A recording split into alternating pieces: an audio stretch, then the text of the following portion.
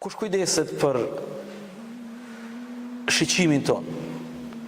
Kush kujdeset dhe kush na mbron dëgjimin ton? Sigurisht Allahu te baraka wa taala. Tash po du me marr një shembull çfarë humbje e madhe kish me qenë për secilin prej neve.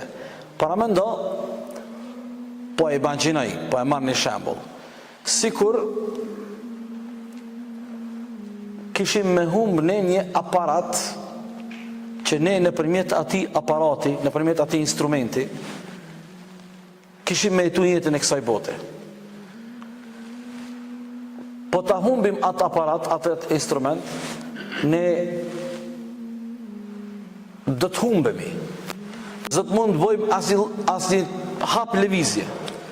Ka një ajet i ngjajshëm, ulemaja këtë shembull e kanë marrë, me ajetin 46 En'am. Çish ka thot Allahu? Thuaj o Muhammed, thuaju atyre që kanë dilema në besimin edhe në madhrinë e Zotit. Thuaju atyre, nëse Allahu juve u amer të dëgjuarit, nëse Allahu juve u amer të pamurit, dhe u ambyll zemrat, këto tri pyetje. Tash Allahu e mëson pejgamberin me u thon atyre. Kush pos Allahut mundet me u sjell dëgjimin, shoqimin edhe jetën? Askush. Mjekësia me krejt avancimin edhe përparimin që e ka bo, njerëzit të cilët i kanë humb dy dritat e syve s'munden kur me kthy. Pavarësisht mjekësia sa ka përparu, sa ka avancu, s'munden me kthy dy dritat e syve. Absolut sfid. Njerëzit që kanë linë në këtë botë shurdh me mec, as nuk dëgjojnë, as nuk folin.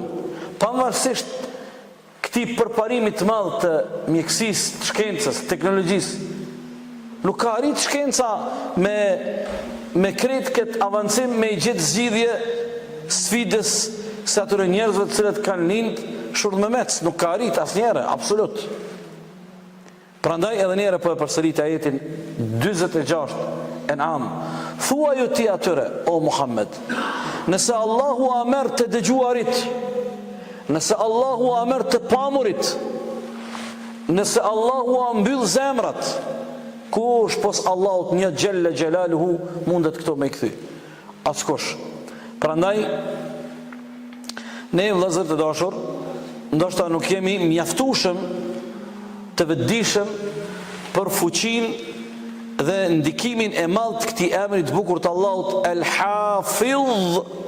Allahu kujdeset për sigurinë tonë në çdo çast. S'jemi të kujdesshëm, nuk jemi të vetëdijshëm. Në çdo çast Allahu te baraka taala na ruan, na mbron dhe kujdeset për ne.